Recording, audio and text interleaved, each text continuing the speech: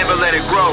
I'm at war with it, but it's hard to let it go. It was just a matter of time before the Destiny community started complaining about the lack of in-game content and lack of replay value of Destiny 2. This game has been out almost 2 months now, in a time where everyone is bored, frustrated, and combatant monotony has arrived. You would think that Bungie would have learned their lesson by now, especially since an entire sequel title was out and a lot of the same mistakes are still being made. Let's take a trip down memory lane. Destiny 1's vanilla era was referred to as such because no DLC had been released at this point in time, and this is when RNG, repetition, and too much grinding and all of the worst problems of the game were present until they were eventually remedied with DLCs and patches. Over time, Bungie gave us strike scoring, private matches, strike specific loot, and record books to accurately track our progress. Since none of these features are present in Destiny 2, it's more than safe to say that Bungie is literally afraid of giving us too much entertainment, because all of these features were simultaneously present in Destiny 1 sometime after the Rise of Iron DLC came out. But long before Destiny 2 was officially announced, Bungie informed us that Destiny 2 would be a fresh start, a clean slate in which the only thing that would transfer over would be our characters' physical appearances. But speaking of clean slate, Bungie took this entirely too literally and gave us a sequel to the vanilla era Destiny 1 content-wise, so to speak. That's why a lot of people refer to Destiny 2 as Destiny 1.5, and some have even referred to Destiny 2 as a large expansion of Destiny 1. Bungie literally ignored the past 2 years of progression that Destiny 1 made when they released the barren wasteland known as Destiny 2.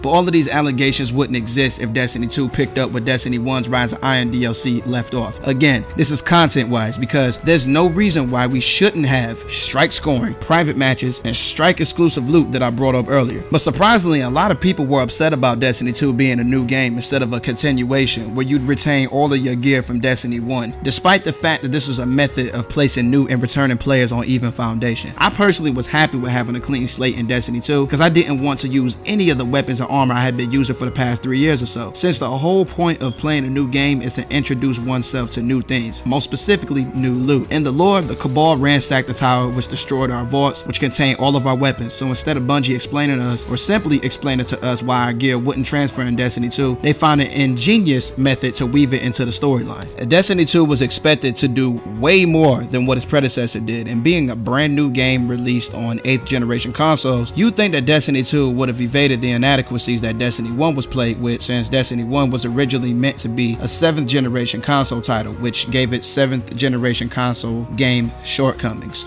A lot of us have lost hope in Bungie as a whole, and some of us are idiotically stuck in the belief that Bungie is worthy of being given the benefit of the doubt, despite how many times we've been disappointed. During the Destiny 2 beta, I put together a list of the most imperative features that I wanted present in Destiny 2 in video form. My motive wasn't for Bungie to see my video and fulfill my wishes by implementing all of my ideas into the game or anything. I simply listed the most basic features that would provide a simple fix to a lot of the problems that we had in the previous iteration of Destiny. Funny story about that though, I was in a tower with a friend. He had a bunch of rare weapons and armor taking up space, and aside from being used as infusion fodder and using for the fun of it, rare gear isn't beneficial to use or optimal as a whole, and that instance got me thinking of one of my ideas in the requested features video I put together. One of the features I wanted present in Destiny 2 was the ability to bulk dismantle gear, since it's so tedious and time consuming to break down useless loot one at a time. This is a prime example of a very simple fix to an annoying and unaddressed issue that would take no time for Bungie to put into the game. Alright, now that's all I got for everybody right now. Remember, if you have a video idea for me, tell me about it in the comment section, because it's time to make Destiny great again. 1L HD over and out. Stay blessed.